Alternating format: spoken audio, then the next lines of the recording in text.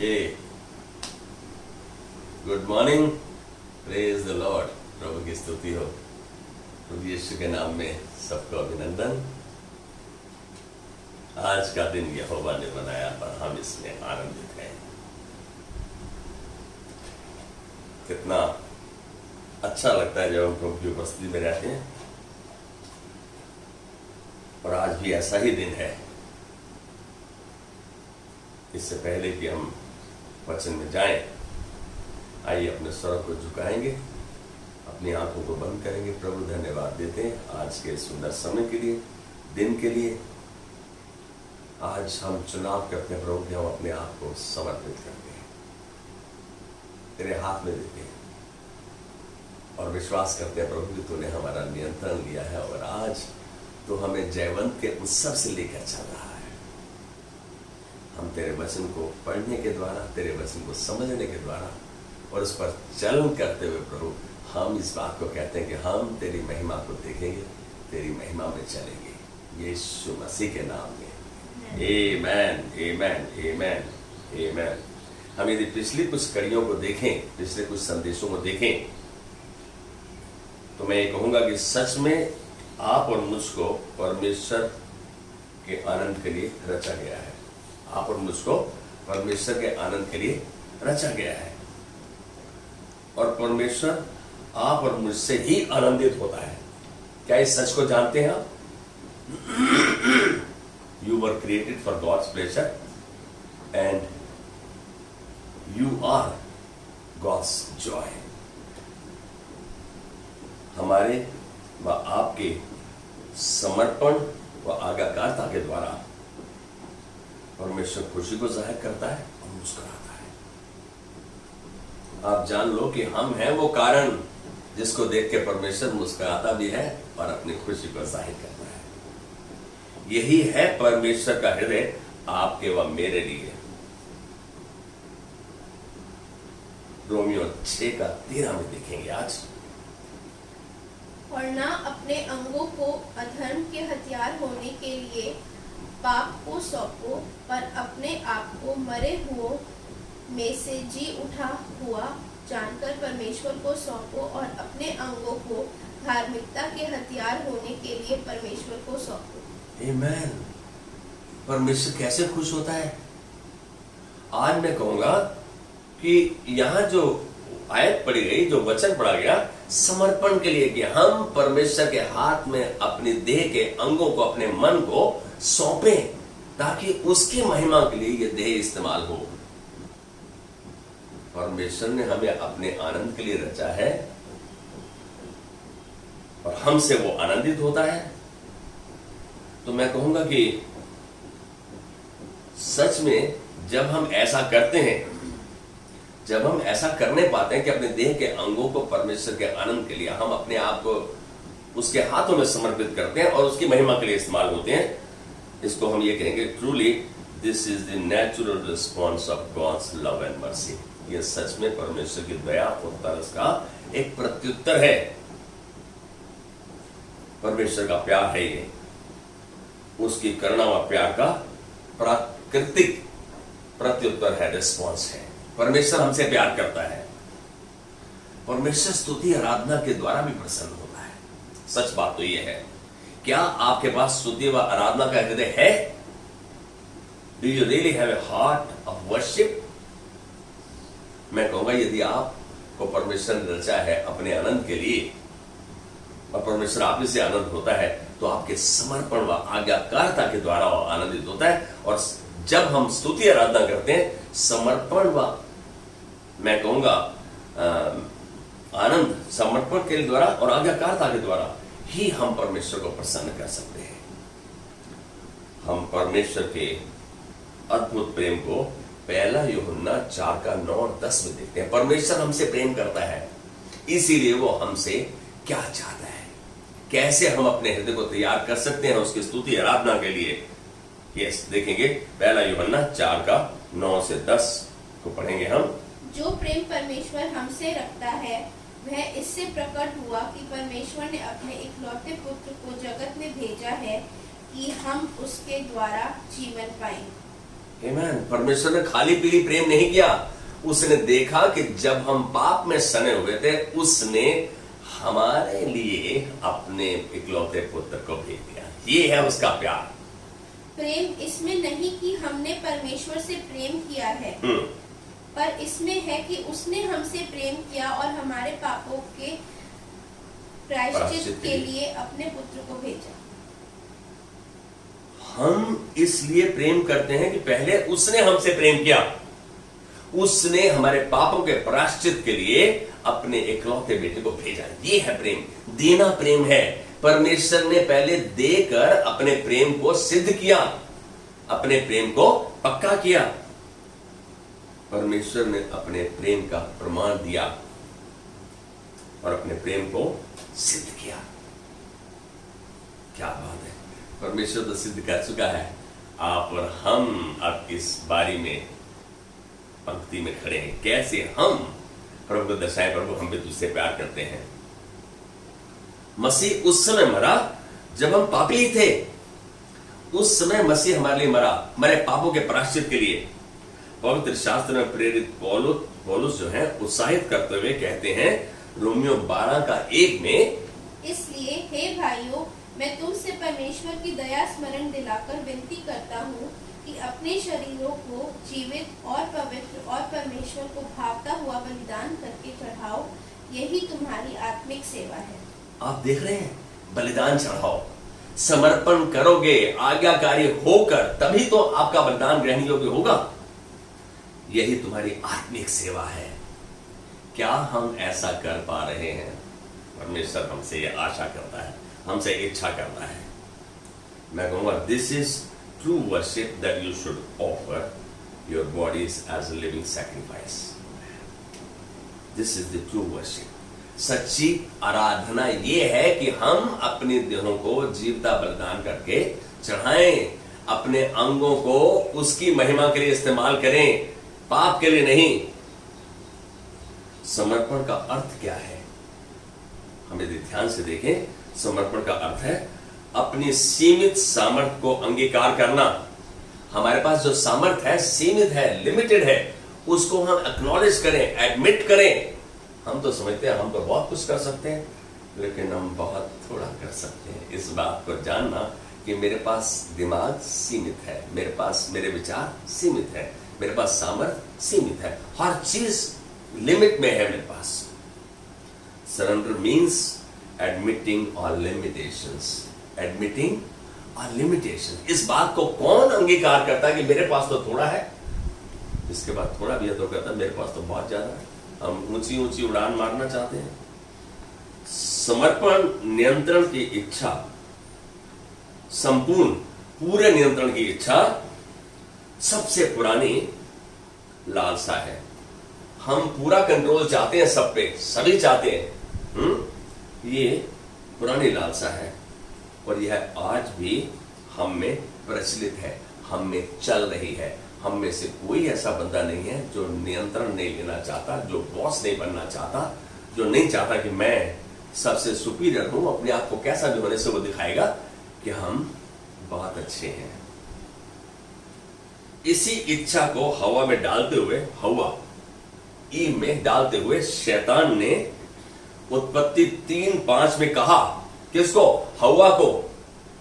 वरन परमेश्वर आप जानता है कि जिस दिन तुम उसका फल खाओगे उसी दिन तुम्हारी आंखें खुल जाएंगी और तुम भले बुरे का ज्ञान पाकर परमेश्वर के तुल्य हो जाओगे। उत्पत्ति 3:5 में कह रहा है कि तुम परमेश्वर के तुल्य हो जाओगे, परमेश्वर जैसी हो जाओगी तुम, बिल्कुल वैसी। अरे कैसा भरमा दिया उसने, क्योंकि वो भी बॉस बनना चाहते थे परमेश्वर की तरह। परमेश्वर तो अनकंडीशनल बॉस है, मालूम है। वो बिल्कुल ऐसा होना चाहती थी, बहकावे में आ गई, भूल गई। परमेश्वर ने तो उसकी रचना से पहले कहा कि आओ मनुष्य को अपनी ही रूपरेखा में, अपने ही चरित्र में बनाएं, अपने जैसा बनाएं। वो तो परमेश्वर जैसी थी, लेकिन बहकावे में आकर वो उसके दिमाग में हवा आ गई। इसी इच्छा ने हवा के सारे अस्तित्व और सारे चरित्र को बदल दिया। उसकी सोच बदल गई, घमंड आ गया, अब मैं परमेश्वर जैसे हो जाऊंगी, ये फल खाऊंगी तो। क्योंकि सब में, जब मैंने कहा कि ये लालसा सब में है और आज भी प्रचलित है, शुरू से है, हमें इस बात को ध्यान से रखना कि नियंत्रण रखने की इच्छा, बॉस बनने की इच्छा सब में है। इसके विपरीत देखें, इधर हवा थी जो कि पूरा नियंत्रण लेना चाहती थी, है? और दूसरे विपरीत तरीके में हम देखते हैं लूका 1:38 में यदि देखें, मरियम ने कहा, देख मैं प्रभु की दासी हूँ, तेरे वचन के अनुसार मेरे साथ ऐसा ही हो। तब स्वर्गदूत उसके पास से चला गया। आमीन। मालूम है, यहां मरियम समर्पण के हृदय को दर्शाती है। क्या कह रही है? देख मैं प्रभु की दासी हूं, मुझे तेरे वचन के अनुसार ऐसा ही हो। मैं प्रभु की दासी हूं, वो जो चाहे मुझे स्वीकार है। आज हमें जो हम चाहते हैं वो चाहते हैं, वो स्वीकार है। जो परमेश्वर चाहता है, कोई और चाहता है तो वो स्वीकार नहीं है। यहां हम देख रहे हैं, उधर वो बॉस बनना चाहती थी, यहां ये समर्पण, इसने संपूर्ण समर्पण कर दिया। जैसे प्रभु तेरी इच्छा है, मुझे स्वीकार है। हम अजीब देख रहे हैं, मरियम समर्पण का सिद्ध उदाहरण, मरियम समर्पण का एक सिद्ध उदाहरण। समर्पण सबसे उत्तम रूप में दर्शाया जाता है। कैसे? विश्वास और आज्ञाकारिता के द्वारा। उसने विश्वास भी किया क्योंकि परमेश्वर के स्वर्गदूत ने जिसको कहा, और उससे समर्पण भी किया। उसने परमेश्वर के कहे पर विश्वास भी किया और समर्पण भी किया। हम दोनों को देख रहे हैं, कितना एक्सट्रीम केसेस है दोनों में। एक परमेश्वर बनना चाह रहा है और एक अपने आप को समर्पित करते हुए कह रहा है कि जैसा प्रभु की इच्छा है मुझे स्वीकार है, वैसा ही हो। इसका मतलब यहां संपूर्ण समर्पण दिख रहा है। ऐसे समर्पण को हम इन शब्दों में कह सकते हैं, देख सकते हैं। सारी रात मछली पकड़ने के बाद पतरस जब असफल हो गया, एक भी मछली नहीं पकड़ पाया, जब यीशु उसे कहता है एक और कोशिश कर, अपना जाल दूसरी ओर डाल। पतरस एक बहुत ही एक्सपर्ट, एक्सपीरियंस्ड मछुआरा था, शायद बहुत जाना माना मछुआरा था। वो कह सकता था, अरे आपको क्या मालूम, सारा रात हमने कोशिश की, एक मछली मिली, पानी तो वही है। लेकिन उसने प्रभु के वचन पर, प्रभु के एक शब्द पर की, एक बार फिर कोशिश कर, अपना जाल उधर डाल। उसने क्या कहा मालूम है? उसने आज्ञाकारी होकर वैसे ही किया। और उसकी आज्ञाकारिता, समर्पण और आज्ञाकारिता का परिणाम क्या हुआ? आशीष का भंडार, इतनी मछली जो उनसे संभल नहीं सकी। आज मैं एक बात कहूंगा, हम जब समर्पण करते हैं तो हम सच में, वो स्तुति आराधना होती है हमारी, आज्ञाकारी है तो वो सच्ची स्तुति आराधना यही है। हम समझ रहे हैं कि हमने 2 गीत गा लिए, दिमाग हमारा कहीं और भाग रहा है, हम स्तुति आराधना कर रहे हैं, बस आज स्तुति आराधना वर्शिप खत्म हो गया। आज एक बात कहूंगा, यदि हृदय समर्पण का नहीं है, यदि आज्ञाकारिता में नहीं है, तो आप कौन सी आराधना करें? आपकी आराधना का एक तरीका है समर्पण और आज्ञाकारिता। भजन संहिता 37 के 7 में हम देख रहे हैं भजनकार को क्या प्रकाशन मिला, और भजनकार क्या कह रहा है? ये वो जन है, ये वो शख्स है जो परमेश्वर के हृदय का व्यक्ति है। क्या कह रहा है ये? यहोवा के सामने चुपचाप रहे और धीरज से उसकी प्रतीक्षा कर। उस मनुष्य के कारण न फूट जिसके काम सफल होते हैं, और वह बुरी युक्तियों को निकालता है। मैं इसको दूसरे अनुवाद के प्रतिरूप में दर्शा रहा हूं। प्रभु के प्रति समर्पित हो जा और धीरज से उसकी बाट जो, उसकी इंतजार कर। हम समर्पित होकर कुछ विनती जो उसके हाथ में देते हैं तो हम इंतजार करते हैं, बाट जोते हैं। हमसे तो इंतजार होती नहीं। हम तो यदि सगाई हो गई तो फटाफट शादी, नहीं हो रही तो क्यों नहीं हो रही, हो गई तो क्यों हो गई जल्दी, हमारे पास प्रश्न रहते हैं। हम देख रहे हैं कि प्रभु के प्रति भजनकार का क्या प्रकाशन, के परमेश्वर के प्रति समर्पित हो जा। क्या कर? धीरज से उसकी बात जो।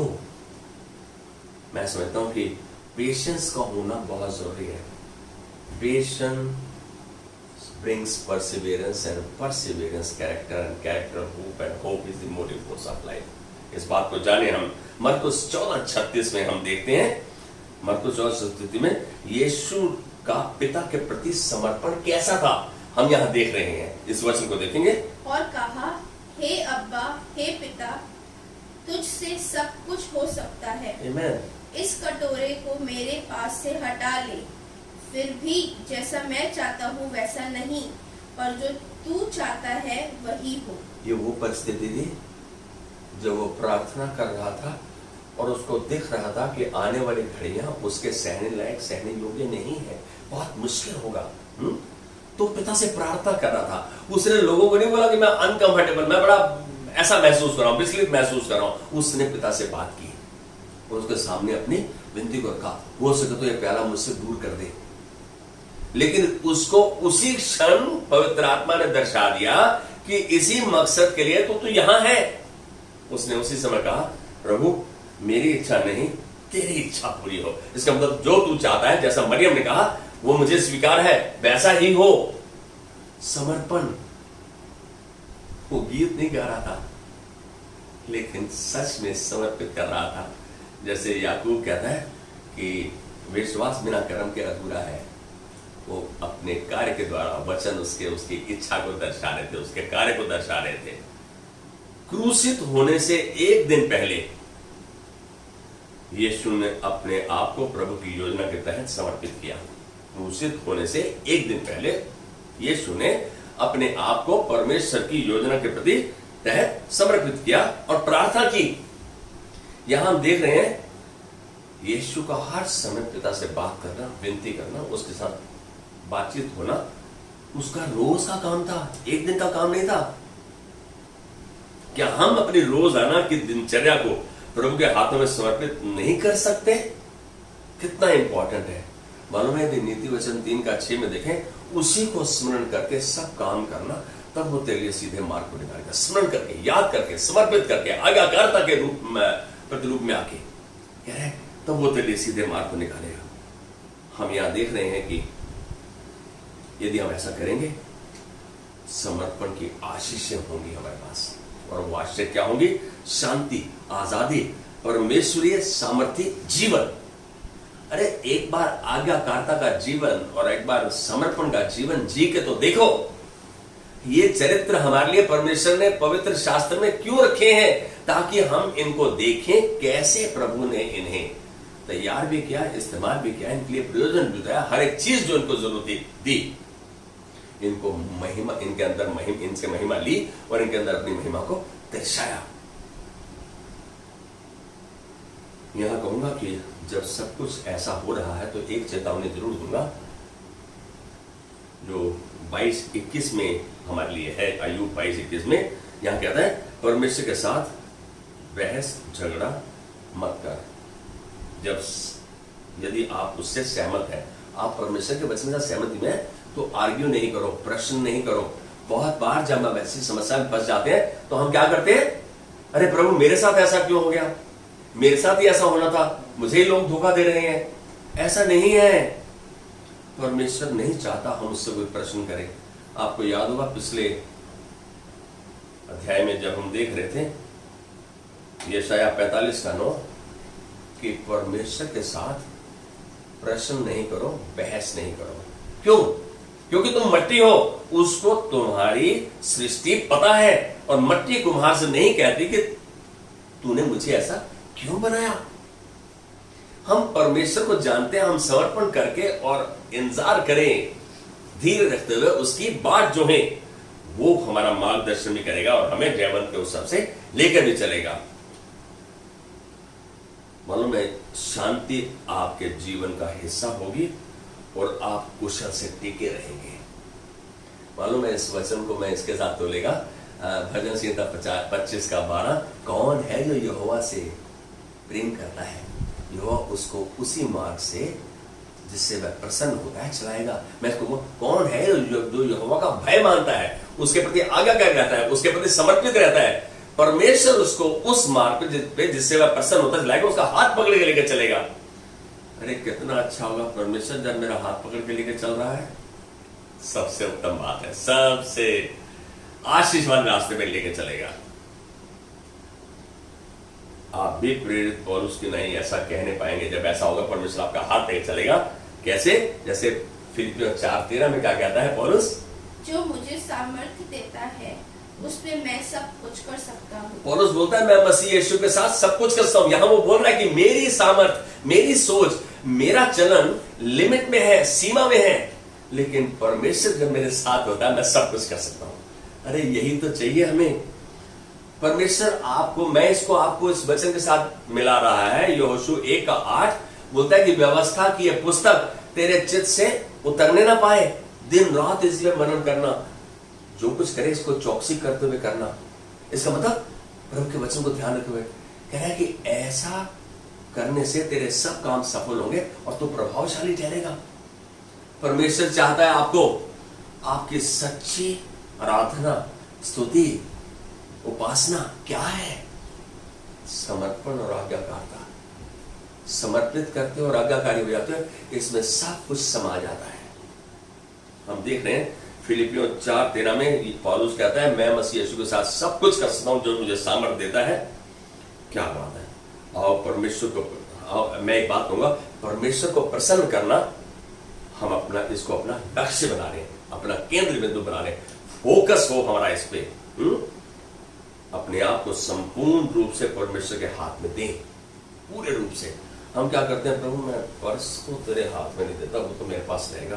प्रभु जो मेरी पत्नी है, जो मेरे बच्चे हैं, जो मेरा बेटा है, वो तो बस मेरे लिए सब कुछ है। क्या परमेश्वर मेरे लिए सब कुछ है? तो पहला स्थान किसको मिलना चाहिए? परमेश्वर को। मैं एक बात कहूंगा, हम समर्पण एक दिन का काम नहीं। It is not one days activity, it is not one days job. यह है हर रोज का कार्य है। आप इसे रोजाना की आदत बनाएं, इसका अभ्यास करें, प्रैक्टिस करें, इसे रोज आप समर्पित करेंगे। मालूम है प्रेरित पौलुस पहला कुरिन्थियों 15:31 में क्या कहता है? हे भाइयों, मुझे उस घमंड की शपथ जो हमारे मसीह यीशु में मैं तुम्हारे विषय में करता हूँ कि मैं प्रतिदिन मरता हूँ। एक मिनट यहीं रुक जाएंगे। क्या कह रहे हैं यहाँ पे? मैं कह रहा हूँ 15:31 में जो मुख्य भाग है आयत का, वो ये कहता है कि पौलुस हमें उत्साहित कर रहा है। वो कहता है कि मैं प्रतिदिन मरता हूँ। इसका मतलब मेरी इच्छा नहीं, मैं परमेश्वर की इच्छा के पीछे, मैं अपने मन को, अपनी इच्छाओं को, अपनी आकांक्षाओं को, अपनी जरूरतों को एक तरफ रख देता हूं, परमेश्वर की ओर देखता हूं। मैं यहां कहता है मैं प्रतिदिन मरता हूं। सच यह है कि हम अपने आप को यीशु का चेला मानते हैं और कहलाते हैं। मेरी बात समझ रहे हैं?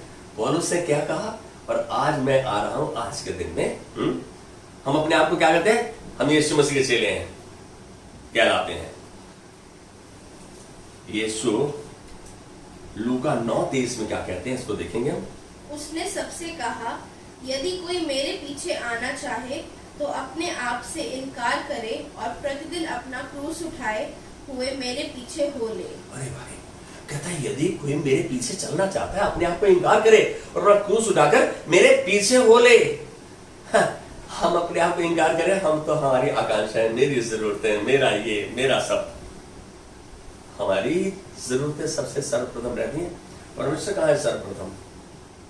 मुझे तो ऐसा महसूस हो रहा है, मुझे पक्का है कि आज का वचन आपके हृदय में जाएगा और परमेश्वर इसके द्वारा कार्य नहीं करेगा, आपकी रूपरेखा, आपके चरित्र को बदल देगा, आपके अस्तित्व को नया कर देगा। यहां देख रहे हैं, हम यह अपने मन में बिठा ले, बात अपने मन में इस बात को बिठा लें और जान ले इस बात को कि पैसा और प्रभु, हम दोनों की सेवा नहीं कर सकते, दोनों की सेवा नहीं कर सकते। मत्ती 6:19 से 21 में देखेंगे हम, यीशु ने कहा, क्या कहा यीशु ने? यहां यीशु कह रहा है कि इसलिए अपने लिए पृथ्वी पर धन इकट्ठा ना करो। क्या ना करो? धन इकट्ठा ना करो, जहां कीड़ा और काई बिगाड़ते हैं और जहां चोर सेंध लगाते हैं, परंतु अपने लिए स्वर्ग में धन इकट्ठा करो, जहां ना तो कीड़ा ना काई बिगाड़ते हैं और जहां चोर सेंध ना लगाते ना चुराते हैं, क्योंकि जहां तेरा धन होगा वहां तेरा मन भी लगा रहेगा। Where your treasures are, there your heart will also be. आज एक बात सुनो, यदि मैं एक धन के पीछे भाग रहा हूं तो प्रभु के पीछे नहीं भाग सकता, और यदि प्रभु की ओर मेरा दिमाग केंद्रित है तो धन मेरे पीछे पीछे आएगा। धन मेरे, यीशु मसीह ने क्या कहा मत्ती 6:33 में, पहले तुम मेरे धर्म और राज्य की खोज करो, बाकी सब वस्तुएं तुम्हें दे दी जाएंगी। ऑल अदर थिंग्स शैल फॉलो, तुम्हारे पीछे पीछे आएंगी। इस वचन से हम सीख सकते हैं, क्या सीख सकते हैं?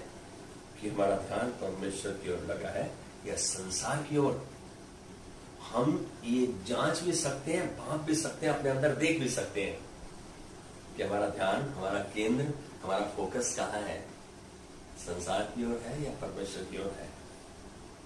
हम सब अपने आप को परमेश्वर के वचन के प्रति समर्पित करें। क्या करें?